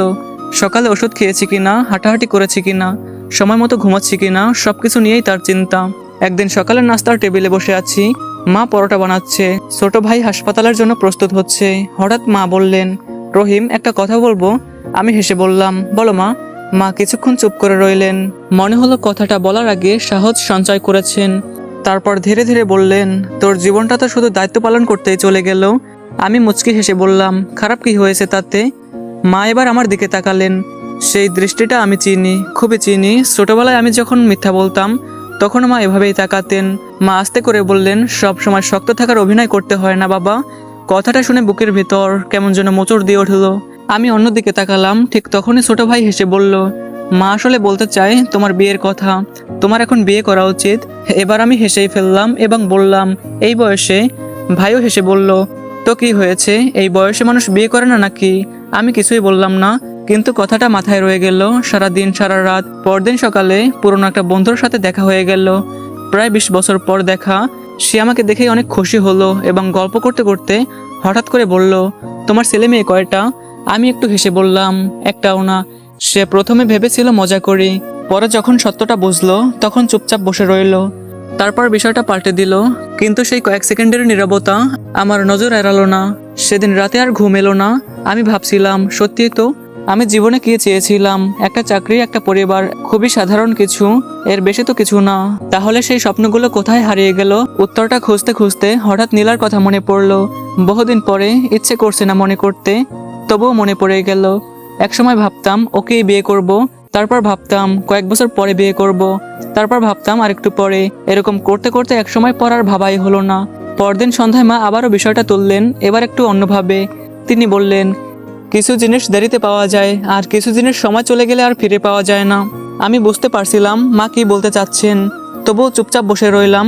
মা দীর্ঘশ্বাস ফেলে আবারও বললেন, তোকে নিয়ে আমার আর কোনো অভিযোগ নেই বাবা। তুই আমাদের জন্য যা করেছিস সেটা কোনো সন্তান করতে পারে না, কিন্তু একটা আফসোস থাকবে। আমি মায়ের দিকে তাকালাম না। মা বললেন, তোর নিজের একটা জীবন আমি দেখতে পারলাম না। সেদিন প্রথমবার মায়ের চোখে অপরাধ বোধ দেখেছিলাম, আর সেই দৃশ্যটা আমার কাছে অসহ্য লাগছিল। কারণ মা অপরাধী নন, ভাইও না, বোনও না। আমার জীবনের এই শূন্যতার জন্য কাউকেই দোষ দেওয়া যায় না। তবুও সত্যিটা রয়ে যায়, যে বয়সে আমার সন্তান বিশ্ববিদ্যালয়ে পড়ার কথা, সেই বয়সে আমি নিজের জীবনটাই খুঁজে বেড়াচ্ছি। সেদিন রাতে বিছানায় শুয়ে অনেকক্ষণ উপরের দিকে তাকিয়েছিলাম। মানুষের জীবনের সবচেয়ে কঠিন প্রশ্ন হয়তো এটা নয় যে সে কি হারিয়েছে, সবচেয়ে কঠিন প্রশ্ন হলো সে আসলে কি পেতে পারতো কিন্তু পায়নি। আর সেই উত্তরটা আমাকে ধীরে ধীরে ভিতর থেকে ভেঙে দিচ্ছিল। কিন্তু তখনও জানতাম না, জীবন আমাকে খুব শীঘ্রই এমন এক পরিস্থিতিতে নিয়ে যাবে যেখানে অতীতের সব আক্ষেপের চেয়েও বেশি গুরুত্বপূর্ণ হয়ে উঠবে একটা বিষয়। কারণ কয়েকদিন পর যা ঘটতে যাচ্ছিল তার জন্য আমি একদমই প্রস্তুত ছিলাম না। বেঁচে থাকা, কয়েকদিন আগেও শব্দটা আমার কাছে খুব সাধারণ ছিল, কিন্তু মানুষ যতদিন সুস্থ থাকে ততদিন সে বুঝতেই পারে না যে সুস্থ থাকার মূল্য কত বড়। সেদিন বিকালে বাজারে গিয়েছিলাম, মা কিছু জিনিস আনতে বলেছিলেন। আবহাওয়া খুব একটা খারাপ ছিল না, রাস্তাও বেশি দূর না, সবকিছুই স্বাভাবিক ছিল। কিন্তু ফেরার পথে মনে হলো বুকের উপর কেউ যেন শক্ত কিছু চেপে ধরেছে। প্রথমে ভেবেছিলাম গ্যাসের সমস্যা হবে, তারপর কয়েক কদম হাঁটার পর বুঝলাম ব্যাপারটা অন্যরকম। শ্বাস নিতে কষ্ট হচ্ছিল, মাথা ঘুরছে, চোখের সামনে সবকিছু ঝাপসা লাগছে। আমি রাস্তার পাশে একটা বেঞ্চে বসে পড়লাম। কয়েক মিনিট পর স্বাভাবিক লাগলো। বাড়ি ফিরলাম, কাউকে কিছুই বলিনি। কিন্তু রাতের বেলায় আবারও একই ঘটনা, এবার আগের চেয়ে বেশি। প্রথমে মা খেয়াল করলেন, আমি কথা বলতে বলতে হঠাৎ থেমে গেছি, কপাল ঘামে ভিজে গেছে। মা আতঙ্কিত হয়ে ডাক দিলেন, রহিম। ছোট ভাই ছুটে এলেন। আমাকে এক নজর দেখেই তার মুখের ভাব বদলে গেল। সে কোনো প্রশ্ন করলো না, শুধু বলল, চলো এখনই হাসপাতালে যেতে হবে। সেদিন রাতেই আমাকে হাসপাতালে ভর্তি করা হলো। জীবনে অসংখ্যবার হাসপাতালে গিয়েছি, বাবার জন্য, মায়ের জন্য, অন্যদের জন্য, কিন্তু রোগীর বিছানায় নিজেকে দেখতে হবে কখনো ভাবিনি। রাত তখন প্রায় 12টা। ছোট ভাই বারবার রিপোর্ট দেখছে, ডাক্তারদের সাথে কথা বলছে, আর আমি শুয়ে শুয়ে তাকে দেখছি। হঠাৎ মনে হলো এই ছেলেটাকে একসময় আমি স্কুলে পৌঁছে দিতাম, আজ সেই ছেলেটাই আমার চিকিৎসার দায়িত্ব নিয়েছে। সময়টা সত্যি অদ্ভুত। কিছুক্ষণ পর ভাই আমার পাশে এসে বসলো। আমি হেসে বললাম, চিন্তার কিছু আছে নাকি? সে জোর করে হাসলো এবং বলল, না। কিন্তু আমি বুঝতে পারছিলাম সে মিথ্যা বলছে, কারণ ডাক্তার হিসেবে নয়, ভাই হিসেবে সে ভয় পেয়েছে। রাত বাড়তে লাগলো। মা থাকতে চেয়েছিল, আমি পাঠিয়ে দিয়েছি, কারণ বয়স হয়েছে, থাকতে পারবে না। বোনও থাকতে চেয়েছিল, আমি বুঝিয়ে পাঠিয়ে দিয়েছি। সবাই স্বাভাবিক কারণে চলে গেল, এবং তাতে আমার কোনো খারাপও লাগেনি, একদমই না। কারণ জীবন একদমই থেমে থাকে না, কারোর জন্য না। রাত 2টার দিকে কেবিনে আমি একা, চারপাশে অদ্ভুত নীরবতা, মাঝে মাঝে নার্স হেঁটে যাচ্ছে, কোথাও একটা মেশিনের শব্দ। আমি ছাদের দিকে তাকিয়েছিলাম। হঠাৎ মনে হলো, যদি সেই দিন এয়ারপোর্টে যাওয়ার আগে কেউ আমাকে ভবিষ্যৎ দেখাতো, যদি বলতো 22 বছরের সেই ছেলেটা একদিন 40-এর কাছাকাছি এসে হাসপাতালের বিছানায় শুয়ে থাকবে, তাহলে কি সেই ছেলেটা একই সিদ্ধান্ত নিত? আমি জানি না, সত্যি জানি না, কারণ একটা উত্তর দিলে অন্যায় হয়ে যাবে। আমি আমার পরিবারকে হাসিয়েছি, তাদের ভবিষ্যৎ গড়তে পেরেছি, এটাই সত্যি। কিন্তু আরেকটা সত্যিও আছে, সেই ভবিষ্যৎ গড়তে গিয়ে আমি নিজের জীবনের একটা বড় সময় হারিয়ে ফেলেছি। আর সবচেয়ে কষ্টের বিষয় হলো, এই দুইটা সত্য একসাথে সত্য, একটাকে অস্বীকার করে আরেকটাকে বাঁচানো যায় না। চোখের কোণে পানি জমে গেল। বহু বছর পর, কারো জন্য না, কোনো কষ্টের জন্য না, শুধু নিজের জন্য। কারণ হঠাৎ করে মনে হচ্ছিল আমি জীবনে অনেক মানুষের আশ্রয় হয়েছি, কিন্তু শেষ পর্যন্ত নিজের আশ্রয়টাই কখনো বানাতে পারিনি। ঠিক তখনই কেবিনের দরজার বাইরে কারো পায়ের শব্দ শুনতে পেলাম। মনে মনে ভাবলাম হয়তো নার্স হবে। কয়েক সেকেন্ড পর দরজায় খুব আস্তে আস্তে টোকা পড়লো। টোকাটা অদ্ভুতভাবে পরিচিত মনে হলো, কেন জানি বুকের ভিতরটা হঠাৎ করে কেঁপে উঠলো। তারপর ধীরে ধীরে দরজাটা খুলতে শুরু করলো। আমি দরজার দিকে তাকিয়েছিলাম, কিন্তু শেষমেশ ভিতরে ঢুকলো সত্যি একজন নার্স। হয়তো আমার মনের ভুল ছিল, ওষুধ দিয়ে চলে গেল। আমি আবার বিছানায় শুয়ে পড়লাম। কিছুক্ষণ আগে কেন যেন মনে হয়েছিল পরিচিত কেউ এসেছে। হয়তো রাতের নিঃসঙ্গতাই মানুষের মনকে অদ্ভুত করে দেয়। পরদিন সকালে ঘুম ভাঙতেই দেখি ছোট ভাই পাশে বসে আছে। সারা রাত হয়তো ঠিকমতো ঘুমাতে পারেনি, চোখ দুটো ক্লান্ত লাগে। আমাকে জেগে উঠতে দেখেই হাসলো এবং বলল, কেমন লাগছে এখন ভাইয়া? আমি বললাম, অনেকটাই ভালো। সে মাথা নাড়লো এবং বলল, আরো কয়েকদিন পর্যবেক্ষণে থাকতে হবে। আমি মজা করে বললাম, ডাক্তার সাহেব, রোগীকে ছেড়ে দিতে এত কৃপণতা কেন? আমার মুখে এমন কথা শুনে সে হেসে ফেললো। অনেকদিন পরে ভাইয়ের মুখে এমন হাসি দেখলাম। দুপুরের দিকে বোন এলো, মা এলো। কেবিনটা কিছু সময়ের জন্য জমে উঠলো। তারপর একে একে আবার সবাই চলে গেল। আবার সেই নীরবতা। হাসপাতালের সময় খুব ধীরে চলে, বিশেষ করে যখন করার মতো কিছুই থাকে না। তাই মোবাইলটা নিয়ে ফেসবুকে ঢুকলাম। অনেকদিন পরে ঢুকলাম, নোটিফিকেশনে ভরা, পুরনো পরিচিত মানুষের কত পোস্ট, ছবি, স্মৃতি। হঠাৎ দেখলাম আমাদের কলেজের পুরনো বন্ধুদের একটা গ্রুপে আমি অ্যাড আছি। কিছুক্ষণ পর দেখলাম আমার ছোট ভাই একটা পোস্ট করেছে। পোস্টে লেখা ছিল, সবাই আমার বড় ভাইয়ের জন্য দোয়া করবেন, কিছু শারীরিক জটিলতার কারণে হাসপাতালে ভর্তি আছেন। নিচে অনেক মন্তব্য, দোয়া রইল আল্লাহ যেন সুস্থতা দান করে। আমি ধীরে ধীরে স্ক্রল করতেছিলাম, হঠাৎ একটা পরিচিত নাম চোখে পড়ল, নীলা রহমান। শুধু 3টা শব্দের একটা কমেন্ট, আল্লাহ সুস্থতা দান করুক। আমি অনেকক্ষণ স্ক্রিনের দিকে তাকিয়ে রইলাম। কি অদ্ভুত ব্যাপার!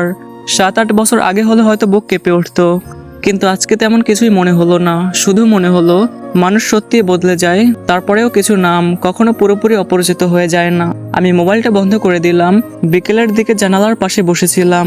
বাইরে হাসপাতালের বাগান দেখা যায়। মানুষ আসছে যাচ্ছে, কেউ সুস্থ হচ্ছে, কেউ অসুস্থ হচ্ছে। জীবন তার নিজের মতোই চলতে থাকে। হঠাৎ মনে হলো, এতদিন আমি সবসময় ভবিষ্যৎ নিয়ে ভেবেছি, ভাইয়ের ভবিষ্যৎ, বোনের ভবিষ্যৎ, সংসারের ভবিষ্যৎ। কিন্তু আজ হয়তো প্রথমবার নিজের ভবিষ্যৎ নিয়ে ভাবছি। আর সবচেয়ে আশ্চর্যের ব্যাপার হলো, সেই ভবিষ্যৎটা কেমন হবে সেটা আমি জানি না। ঠিক তখনই কেবিনের দরজায় আবারও টোকা পড়লো। আমি ভেবেছিলাম হয়তো নার্স অথবা ভাই, কিন্তু দরজার বাইরে দাঁড়িয়ে ছিল এক মধ্যবয়সী মহিলা। মুখে হালকা ক্লান্তি, চোখে চশমা, হাতে কিছু ফল। প্রথম কয়েক সেকেন্ডে আমি চিনতেই পারিনি। তারপর তিনি মৃদু হেসে বললেন, কি দেখেও চিনতে পারলে না? কণ্ঠটা শোনার পরেই বহু বছরের পুরনো একটা নাম ধীরে ধীরে ফিরে এলো আমার স্মৃতিতে। আর সেই মধ্যবয়সী মহিলা আর কেউই ছিল না, সে ছিল নীলা। আমি তাকে দেখে কয়েক সেকেন্ডের জন্য যেন স্তব্ধ হয়ে গেছিলাম। কোনোভাবেই মিলাতে পারছিলাম না আমি কি স্বপ্ন দেখছি নাকি সত্য। ব্যাপারটা কোনোভাবেই বুঝতেছিলাম না। আমি তাকে দেখে যেন স্তব্ধ হয়ে গিয়েছিলাম। নীলা ধীরে ধীরে কেবিনে ঢুকলো, হাতে একটা ফলের ঝুড়ি। চোখে মুখে সেই আগের চঞ্চলতা নেই, শুধু সময়ের ছাপ, দায়িত্বের ছাপ আর এক ধরনের পরিণত শান্তি। সে চেয়ারে বসে বলল, ফেসবুকে তোমার ভাইয়ের পোস্টটা দেখলাম, তাই ভাবলাম একবার দেখে আসি। আমি মৃদু হেসে বললাম, এসেছো এটাই অনেক। তারপর দুজনেই চুপ হয়ে গেলাম। নীরবতাও যেন কথা বলছিল। অনেক বছর আগে হলে হয়তো 1000টা অভিযোগ থাকতো, 1000টা প্রশ্ন থাকতো। আর আজ কোনো অভিযোগ নেই, কোনো অভিমানও নেই। শুধু অনেকগুলো বছর পেরিয়ে আসা দুজন মানুষ মুখোমুখি বসে আছে। কিছুক্ষণ পর নীলা বলল, শুনেছি অনেক বছর পরে দেশে ফিরেছো। আমি বললাম, হ্যাঁ। তারপর নীলা বলল, শরীরের খেয়াল রাখতে হয় রহিম, সব দায়িত্ব একা মানুষকে বহন করতে হয় না। আমি হালকা হেসে বললাম, এই কথাটা যদি 15 বছর আগে কেউ বলতো। নীলাও মৃদু হেসে মাথা নিচু করলো এবং বলল, তখন আমরা কেউ এটা বুঝতাম না। কথাটা শুনে বুকের ভেতর কেমন যেন নরম হয়ে গেল। সত্যি তো, আমরা কেউই তখন ভুল মানুষ ছিলাম না, আমরা শুধু ভুল সময়ের মানুষ ছিলাম। আমি ধীরে ধীরে বললাম, তুমি কেমন আছো নীলা? নীলা মাথা নেড়ে বলল, আলহামদুলিল্লাহ ভালো আছি, সংসার আছে আর জীবন নিজের মতো করে চলতে শিখে গেছে। আমি আন্তরিকভাবেই বললাম, ভালো থেকো সব সময়। নীলা আমার দিকে তাকিয়ে হালকা হাসলো এবং বলল, তুমিও। তারপর কিছুক্ষণ চুপ থেকে বলল, জানো রহিম, একটা কথা আজও কাউকে বলিনি। আমি তাকিয়ে রইলাম। সে জানালার বাইরে তাকিয়ে বলল, একটা সময় তোমার উপর খুব রাগ ছিল, মনে হতো তুমি আমাকে একা রেখে চলে গেছো। সে একটু থামলো, তারপর আবার বলল, কিন্তু বয়স বাড়ার পরে বুঝেছি তুমি কাউকে ছেড়ে যাওনি। তুমি নিজের স্বপ্নটাকে রেখে পরিবারের হাত ধরেছিলে। কথাগুলো শুনে আমার গলা শুকিয়ে গেল। এত বছর পরে এই কথাগুলো শুনবো কখনো ভাবিনি। আমি ধীরে বললাম, আমিও কাউকে দোষ দেইনি নীলা, জীবন আমাদের দুজনকে দুদিক নিয়ে গেছে। নীলা মাথা নেড়ে বলল, হয়তো এটাই ভালো ছিল আমাদের জন্য। কিন্তু এবার নীরবতাটা ভারী লাগছিল না, বরং অদ্ভুত শান্ত, যেন এত বছরের অপ্রকাশিত কথাগুলো না বলেই বলা হয়ে গেছে। নীলা উঠে দাঁড়ালো, ফলের ঝুড়িটা টেবিলের উপর রেখে বলল, একটা কথা রাখবে? আমি বললাম, কি কথা? নীলা শান্ত কণ্ঠে বলল, এবার নিজের জন্যও বাঁচো। আমি কিছুক্ষণ তার দিকে তাকিয়ে রইলাম, তারপর খুব আস্তে বললাম, চেষ্টা করব। নীলা দরজার দিকে কয়েক কদম এগিয়ে আবারও থেমে গেল। পিছনে ফিরে মৃদু হেসে বলল, আর একটা কথা বলি? আমি বললাম, হ্যাঁ বলো। নীলা বলল, যৌবনের কিছু স্মৃতি সুন্দর হয়, কারণ সেইগুলো স্মৃতিতেই রয়ে যায়। কথাটা বলে সে ধীরে ধীরে কেবিন থেকে বেরিয়ে গেল। আমি আর তাকে ডাকলাম না, ডাকার প্রয়োজনও ছিল না। জীবনে কিছু সম্পর্ক শেষ বিদায় দিয়ে হয় না, শেষ হয় একে অপরের জন্য নীরবে দোয়া করে। আমি জানালার বাইরে তাকিয়ে মৃদু হাসলাম। বহু বছর পর বুকের ভেতর কেমন যেন হালকা লাগছিল। হয়তো মানুষ অতীতকে ভুলে যায় না, কিন্তু একসময় তাকে মেনে নিতে শিখে যায়। আর সেই মেনে নেওয়াটাই হয়তো জীবনের সবচেয়ে বড় প্রাপ্তি। সেদিন প্রথমবারের মতো উপলব্ধি করেছিলাম, সত্যিকারের ভালোবাসা আসলে দূরত্বে হেরে যায় না। ভালোবাসা সত্যি হলে কয়েক যুগ পরেও সেই আগের মতোই থাকে। নীলা আমাকে সত্যিই ভালোবেসেছিল, না হলে এত বছর পর আমাকে মনে রাখতো না, এখানেও আসতো না। যাই হোক, জীবন আসলেই অদ্ভুত। কিন্তু আমি তখনও জানতাম না, হাসপাতাল থেকে ছাড়া পাওয়ার পর আমার জীবনের একটা নতুন অধ্যায় শুরু হতে যাচ্ছে, যেখানে প্রথমবারের মতো আমি অন্যদের জন্য নয়, নিজের জন্য একটা সিদ্ধান্ত নেওয়ার সাহস খুঁজে পাবো। হাসপাতাল থেকে ছাড়া পাওয়ার দিন ছোট ভাই আমাকে গাড়ি করে বাসায় নিয়ে এলো। রওনা হওয়ার আগে সে রিপোর্টগুলো আরেকবার দেখে আমাকে বলল, ভাইয়া, ওষুধগুলো সময় মতো খাবে। আরেকটা কথা।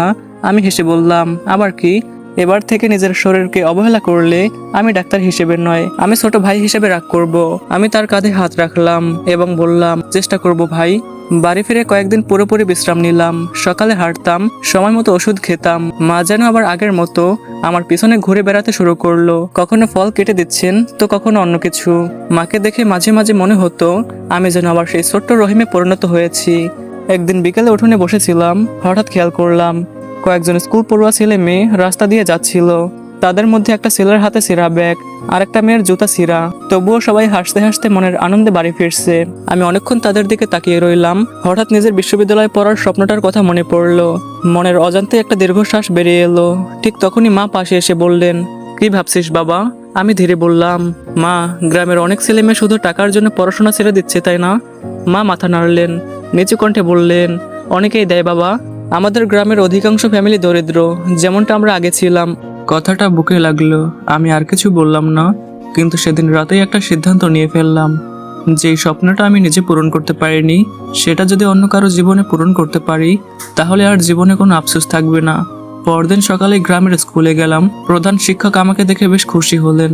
অনেকক্ষণ গল্প হলো। কথার এক পর্যায়ে তিনি দীর্ঘশ্বাস ফেলে বললেন, মেধাবী ছাত্রের অভাব নেই রহিম, অভাব শুধু সামর্থ্যের। কথাটা আমার বুকের ভিতর গিয়ে লাগলো। আমি সেদিনই সিদ্ধান্ত নিলাম, বাবার নামে একটা ছোট শিক্ষা সহায়তা তহবিল গড়ব। খুব বড় কিছু না, যতটুকু পারি। অন্তত একজন হলেও ছাত্র যেন টাকার জন্য বই বন্ধ না করে। আমার কথা শুনে প্রধান শিক্ষক হাসি মুখে বললেন, তুমি একা পারবে না রহিম, কিছু মানুষকে সঙ্গে নিতে হবে। আমি বললাম, যারা মানুষের জন্য কাজ করতে চায় তাদের পেলেই হবে। ঠিক তখনই অফিসের দরজায় একটা মৃদু কণ্ঠ শোনা গেল। আমরা দুজনেই তার দিকে তাকালাম।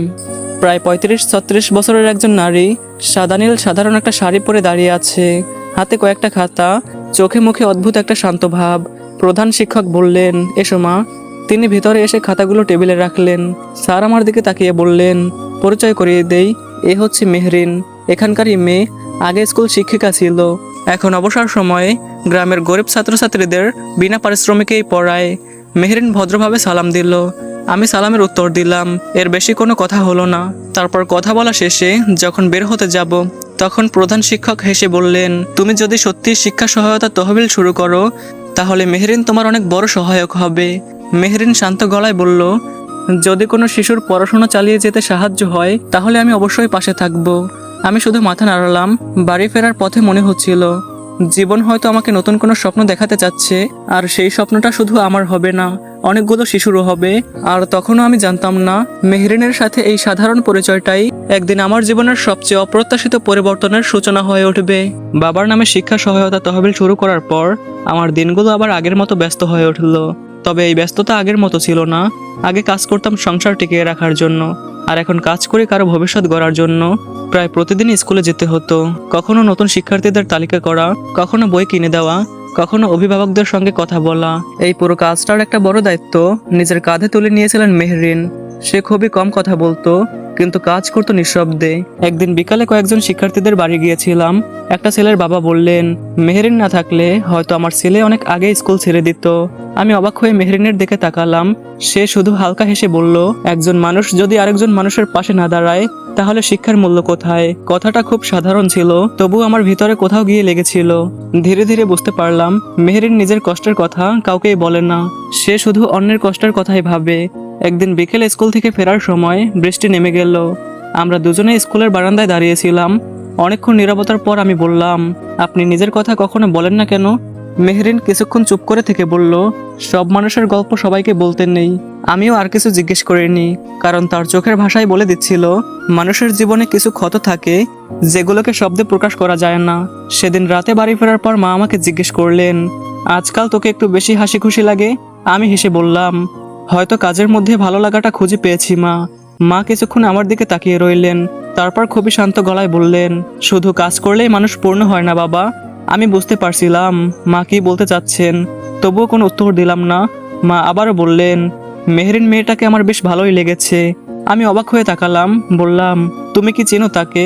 মা হালকা হেসে বললেন, সে একদিন এসেছিল তহবিলের হিসাব নিয়ে কথা বলতে। মেয়েটার চোখে অহংকার নেই, কষ্ট আছে, কিন্তু অভিযোগ নেই। আমি নীরবে শুনছিলাম। মা ধীরে ধীরে আমার হাতটা ধরে বললেন, জীবনে প্রথমবার আমি নিজের জন্য কিছু চাইছি, তুই আর একা থাকিস না। কথাটা শুনে আমার বুকটা যেন ভারী হয়ে গেল। অনেকক্ষণ চুপ থেকে বললাম, মা এই বয়সে নতুন সংসার? মা মৃদু হেসে বলল, সংসার করার বয়স শেষ হয় না। সেই রাতটা আমার নির্ঘুম কাটলো। বারবার মনে হচ্ছিল, আমি কি সত্যিই নতুন করে শুরু করতে পারবো? যে মানুষটা জীবনের সবচেয়ে সুন্দর সময়টা দায়িত্বের কাছে হারিয়ে ফেলেছে, সে কি আবার কাউকে নিয়ে নতুন করে স্বপ্ন দেখতে পারে? আর যদি নাই পারি, তাহলে কি আরেকটা মানুষের জীবন অসম্পূর্ণ করে ফেলবো? এই প্রশ্নগুলোর উত্তর আমার কাছে ছিল না, কিন্তু পরদিন বিকালে এমন একটা ঘটনা ঘটলো যা আমার সেই দ্বিধাকে আরো গভীর করে দিল। একজন অভিভাবকের বাড়ি থেকে ফেরার পথে মেহরিন হঠাৎ করে খুব শান্ত গলায় বলল, একটা কথা বলবো? আমি তার দিকে তাকালাম। সে বলল, মানুষের জীবনে দ্বিতীয়বার সুখ আসতে পারে, কিন্তু সবাই সেই দরজাটা খুলতে সাহস পায় না।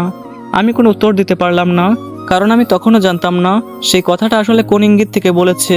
সেই কথাটা কি শুধু আমাকে বলছিল, নাকি নিজের জীবনকেও? মানুষের জীবনে দ্বিতীয়বার সুখ আসতে পারে, কিন্তু সবাই সেই দরজাটা খুলতে সাহস পায় না। মেহরিনের কথাটা সেদিন রাতে অনেকক্ষণ ধরে মাথার ভিতর ঘুরছিল। সে কি কথাটা আমাকে বলছিল, নাকি নিজের জীবনকে? উত্তর খুঁজতে গিয়ে বুঝলাম, কিছু প্রশ্নের উত্তর তাড়াহুড়ো করে খুঁজতে নেই, সময় একদিন ঠিকই উত্তর দিয়ে দেয়। এরই মধ্যে বাবার নামে গড়ে ওঠা শিক্ষা সহায়তা তহবিলের উদ্বোধনের দিন ঠিক হলো। খুব বড় কোনো আয়োজন নয়, গ্রামের স্কুলের ছোট্ট মাঠে কয়েকজন শিক্ষক, কিছু শিক্ষার্থী, অভিভাবক আর গ্রামের কয়েকজন মানুষ, যে কজন ছাত্রছাত্রী টাকার অভাবে পড়াশোনা ছেড়ে দেওয়ার উপক্রম হয়েছিল, সেদিন তাদের হাতে বই খাতা আর বৃত্তির কাগজ তুলে দেওয়া হবে।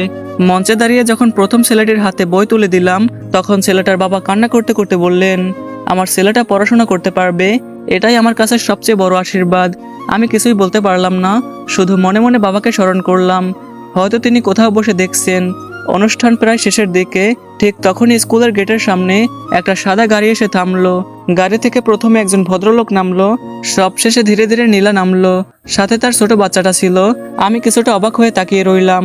নীলা এগিয়ে এসে মৃদু হেসে বলল, আসতে একটু দেরি হয়ে গেছে। আমি শুধু বললাম, এসেছো এটাই অনেক। তারপর সে পাশে দাঁড়িয়ে থাকা ভদ্রলোকের দিকে তাকিয়ে বলল, ইনি হচ্ছেন আমার হাজবেন্ড। ভদ্রলোক এগিয়ে এসে হাসি মুখে আমার দিকে হাত বাড়িয়ে দিলেন। আমিও হাত মিলালাম। তিনি বললেন, আপনার কথা অনেক শুনেছি। আমি অবাক হয়ে তার দিকে তাকালাম। তিনি হেসে বললেন, নীলার কাছ থেকে? নীলা সবকিছুই বলেছে। আপনার মতো মানুষ খুবই কম দেখা যায়, যে কিনা নিজের স্বপ্ন বিসর্জন দিয়ে একটা পরিবারকে দাঁড় করিয়েছে। এটা সহজ কোনো কথা নয়। আমি কয়েক মুহূর্ত চুপ করে রইলাম। মনে মনে ভাবলাম, নীলা হয়তো অত্যন্ত রুচিশীল এবং ম্যাচিউর একজন হাজব্যান্ড পেয়েছে, যে কিনা সবকিছু জানার পরেও রিয়াক্ট না করে বাস্তবতা উপলব্ধি করে সবকিছুই মেনে নিয়েছে। তারপর আমি বললাম, আমি বিশেষ কিছুই করিনি, শুধু দায়িত্ব পালন করেছি। তিনি বললেন, আজকাল দায়িত্ব পালন করাটাই সবচেয়ে বড় কাজ। কথাগুলো শুনে বুকের ভিতর অদ্ভুত একটা প্রশান্তি অনুভব করলাম। কোনো অস্বস্তি নয়, কোনো হিংসাও নয়, বরং মনে হলো সময় সত্যিই সবকিছু বদলে দেয়। এদিকে হঠাৎ করে নীলার ছোট ছেলে আমার কাছে এসে দাঁড়িয়েছে। সে কৌতূহলী চোখে আমার দিকে তাকিয়ে বলল, আঙ্কেল, এই বইগুলো কি আপনি দিয়েছেন? আমি হেসে বললাম, হ্যাঁ বাবা, এগুলো তোমাদের মতো পড়াশোনা করতে চাওয়া শিশুদের জন্য। ছেলেটা হাসলো এবং বলল, আমিও বড় হয়ে অনেককেই সাহায্য করব। আমি তার মাথায় হাত বুলিয়ে দিলাম। নীলা পাশে বসেই হাসছিল। হয়তো এটাই জীবনের সবচেয়ে সুন্দর মুহূর্ত। এক প্রজন্মের ত্যাগ আরেক প্রজন্মের স্বপ্ন হয়ে বেঁচে থাকে। অনুষ্ঠান শেষ হলো। এক এক করে সবাই বিদায় নিতে লাগলো। নীলাও চলে যাওয়ার জন্য এগিয়ে এলো। সে কিছুক্ষণ আমার দিকে তাকিয়ে রইল, তারপর শান্ত কণ্ঠে বলল, হাসপাতালে তোমাকে একটা কথা বলেছিলাম। আমি মৃদু হেসে বললাম, মনে আছে? নীলা বলল, আজ আবারও বলছি, এবার নিজের জন্য বাঁচো রহিম। আর এবার আমার জায়গাটা অন্য কাউকে দিয়ে দাও। তোমার ফ্যামিলির জন্য, তোমার জন্য।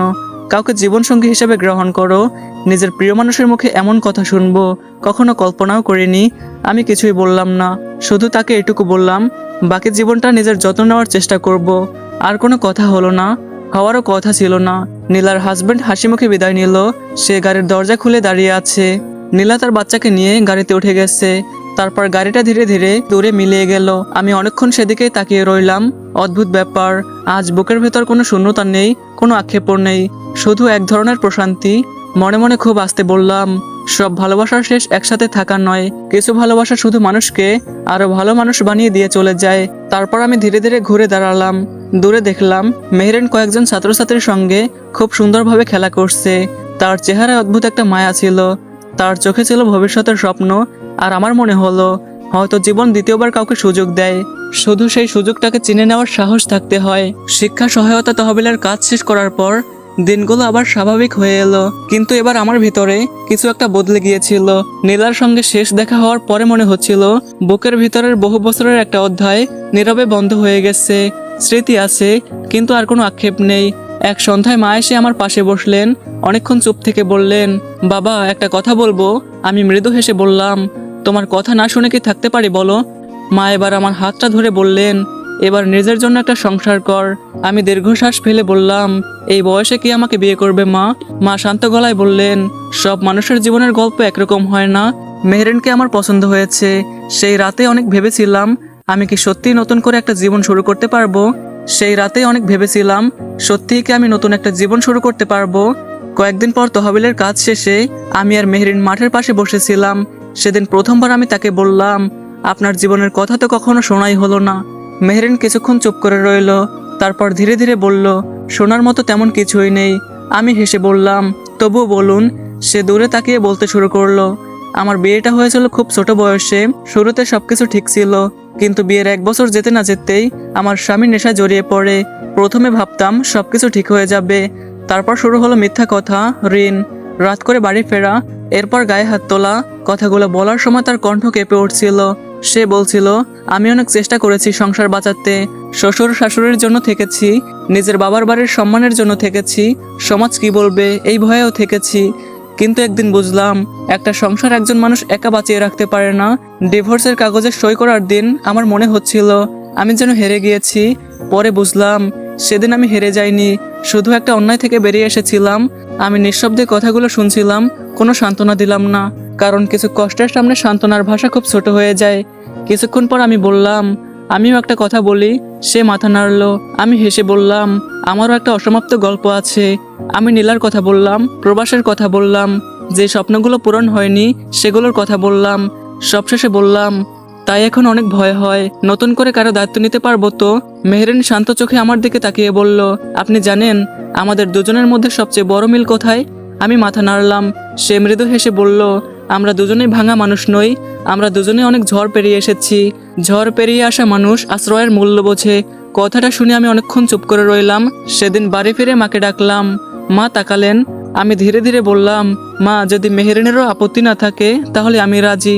মায়ের চোখ ভিজে উঠল। সে বললেন, আল্লাহর কাছে এই দিনটার জন্য কত দোয়া করেছি জানিস। তারপর মা আর ভাই মিলে তার ফ্যামিলির কাছে প্রস্তাব নিয়ে গেল। মেহরিনের তেমন কোনো আপত্তি ছিল না। সে সম্মতি জানালো, দ্বিতীয়বার কাউকে বিশ্বাস করার সিদ্ধান্ত নিল। মেহরিনের বাবা মাও আপত্তি করলো না, কারণ অলরেডি আমি গ্রামের মধ্যে একজন ভালো মানুষ হিসেবে পরিচিত হয়ে গিয়েছিলাম। 2 মাস পর অনেক ঝাঁকঝমক করে, অনেক বড় করে আমাদের বিয়ে হলো। অতিরিক্ত কোনো বাড়াবাড়ি ছিল না, ছিল শুধু দুজন পরিণত মানুষের নতুন করে বাঁচার সিদ্ধান্ত। সেদিন রাতে আমি মেহরিনের দিকে তাকিয়ে বললাম, আমি তোমার কাছে একটা বিষয় তুলে ধরতে চাই। আমার অতীতের একটা অধ্যায় আছে যেটা আমি কখনো অস্বীকার করতে পারবো না। মেহরিন মৃদু হেসে বলল, আপনার অতীতকে মুছে ফেলতে আমি আসিনি, আমি এসেছি আপনার আগামী দিনগুলোতে পাশে থাকার জন্য। সেদিন বহু বছর পর আমার মনে হলো ভালোবাসা সবসময় প্রথমবারে আসে না, কখনো কখনো ভালোবাসা আসে যখন মানুষ ভালোবাসার সংজ্ঞাটাই নতুন করে শিখে ফেলে। বিয়ের কয়েক মাস কেটে গেল, আমার জীবনটা ধীরে ধীরে নতুন ছন্দে ফিরতে শুরু করেছে। মেহেরিন খুব বেশি একটা কথা বলে না, কিন্তু দিনের শেষে এক কাপ চা হাতে নিয়ে যখন বলে আজ অনেক ক্লান্ত হয়ে গেছেন তাই না, তখন আমি বুঝতে পারি মানুষের শান্তি সবসময় বড় বড় ভালোবাসায় থাকে না, কখনো কখনো ছোট যত্নেই থাকে। মা এখন অনেকটাই নিশ্চিন্ত। মা প্রায় হাসতে হাসতে বলেন, এবার মনে হয় আমার দায়িত্ব শেষ। ছোট ভাই নিজের হাসপাতালে ব্যস্ত, বোনও নিজের সংসার নিয়ে সুখে আছে, আর আমিও বেশ ভালোই আছি। আমাকে এখন প্রায় প্রতিদিনই স্কুলে যেতে হয়। বাবার নামে শুরু করা শিক্ষা সহায়তা তহবিল এখন আরো বড় হয়েছে। একদিন বিকেল স্কুল থেকে ফেরার পথে নীলাদের গাড়িটা চোখে পড়লো। দূর থেকেই দেখলাম নীলার হাজবেন্ড কিছু কিনছেন। নীলা পাশে দাঁড়িয়ে আছে, আর তার ছোট বাচ্চাটা হাসতে হাসতে আইসক্রিম খাচ্ছে। শুনেছি তার বড় ছেলে নাকি পড়াশোনার জন্য বাড়ির বাইরে থাকে, হয়তো অনেক বড় হয়ে গেছে। আমি এগিয়ে গেলাম না, তারাও আমাকে দেখেনি। দূর থেকে শুধু একবার তাকিয়ে মৃদু হেসে নিজের পথে হাঁটতে শুরু করলাম। হয়তো ঠিক সেই মুহূর্তে নীলাও হঠাৎ আমার দিকে তাকিয়েছিল। আমাদের চোখে চোখ পড়লো না, কিন্তু কেন যেন মনে হলো সেও হয়তো একবার মুচকি হেসেছে, কিন্তু কোনো আক্ষেপ নিয়ে নয়, কোনো আফসোস নিয়েও নয়, শুধু এই ভেবে যে আলহামদুলিল্লাহ মানুষটা ভালো আছে। আমি মনে মনে বললাম, আলহামদুলিল্লাহ তুমি অনেক ভালো থেকো। আমরা কেউ কাউকে আর ডাকিনি, কারণ কিছু সম্পর্কের সৌন্দর্য শুধু দূরত্বেই রয়ে যায়। সব ভালোবাসার শেষ বিয়ে নয়, সব বিচ্ছেদের শেষে ঘৃণাও নয়। কিছু ভালোবাসা শুধু মানুষকে পরিণত করে, তারপর নীরবে স্মৃতি হয়ে যায়। আজও মাঝে মধ্যে কোনো পুরনো গান শুনলে কিংবা স্কুলের সামনে দিয়ে গেলে নীলার কথা হঠাৎ মনে পড়ে যায়। আমি জানি হয়তো কোনো এক বৃষ্টির বিকেলে নীলারও হঠাৎ করে আমার কথা মনে পড়ে। হয়তো দুজনে অল্প একটু হাসি, তারপর আবার নিজেদের জীবনে ফিরে যাই। কারণ জীবন কারোর জন্য থেমে থাকে না, জীবন সামনে এগিয়ে যায়, শুধু স্মৃতিগুলো চুপচাপ হৃদয়ের এক কোণে বসে থাকে। সেদিন রাতে বারান্দায় বসে আকাশের দিকে তাকিয়েছিলাম। মেহরিন আমার পাশে এসে কাঁধে মাথা রেখে বলল, কি ভাবছেন? আমি মৃদু হেসে বললাম, জীবনের হিসাব মিলাচ্ছি। সে মুচকি হেসে বলল, কি মিলেছে? আমিও তার মাথায় হাত বুলিয়ে দিয়ে বললাম, হ্যাঁ মিলেছে। মেহরিন আমার পাশে নীরবে বসে রইল, আর এই নীরবতার মধ্যেই ছিল এক ধরনের প্রশান্তি, যেই প্রশান্তি পেতে আমার পুরো জীবন লেগে গিয়েছে। তারপর মেহরিন আমাকে জড়িয়ে ধরে প্রশান্তির নিঃশ্বাস ফেললো। দুজনেই চাঁদ দেখতে শুরু করলাম। হ্যাঁ সো গাইস, গল্পটা ফাইনালি এখানেই শেষ করলাম। সচরাচর আমি গল্প পড়তে এবং লিখতে কোনোটাই পছন্দ করি না, কিন্তু যদি কখনো লেখা হয় তাহলে চেষ্টা করি বাস্তবতার সাথে মিল রেখে লিখতে। তো শেষ কথাগুলো হচ্ছে এরকম, যারা প্রবাসে থাকেন তাদের অনেকের গল্প হয়তো রহিমের মতোই। মানুষ ভাবে প্রবাসীরা শুধু টাকা উপার্জন করে, কিন্তু মানুষ এটা দেখে না প্রতিটা পাঠানো টাকার পিছনে কতগুলো ঈদ একা কেটেছে, কতগুলো জন্মদিন মিছে হয়েছে, অনেকের বাবা মায়ের শেষ মুখও দেখা হয় না, কতগুলো স্বপ্ন, কতগুলো ভালোবাসা, সবকিছু সময়ের কাছে নীরবে হেরে যায়। প্রবাস মানুষকে শুধু অর্থ দেয় না, অনেক সময় তার বিনিময়ে জীবনের সবচেয়ে মূল্যবান সময়টুকু কেড়ে নেয়। তাই আপনার পরিবারের যদি কেউ প্রবাসে থাকেন, তাহলে শুধু তার পাঠানো টাকার মূল্য দেবেন না, তার অপেক্ষার মূল্য দিন, তার ত্যাগের মূল্য দিন, তার নিঃসঙ্গতার মূল্য দিন। কারণ পৃথিবীর সব কষ্ট চোখে দেখা যায় না, কিছু কষ্ট সারা জীবন আড়ালেই রয়ে যায়, যার গল্প কেউই জানে না। সো গাইস, ফাইনালি গল্পটা শেষ হলো। তো তোমাদেরকে বলবো খুব শীঘ্রই নতুন গল্প আসতেছে। তোমরা কমেন্টে জানাতে পারো পরবর্তীতে তোমরা আমার কণ্ঠে কোন ধরনের গল্প শুনতে চাও। আর গাইস, তোমাদের জন্য একটা চ্যালেঞ্জ, তোমরা তোমাদের ভিশনারি সাজিদ ভাইয়াকে আগামী 30 দিনের মধ্যে 50,000 সাবস্ক্রাইবার কমপ্লিট করে দিবা। আর এই ভিডিওতে তোমরা 500 লাইক এবং 400 কমেন্ট কমপ্লিট করে দাও। তোমরা চাইলে সম্ভব একজনে 4-5টা করে কমেন্ট করে দাও, তাহলে কমপ্লিট করা কোনো ব্যাপার না। দেখা হচ্ছে পরবর্তী ভিডিওতে। আল্লাহ হাফেজ।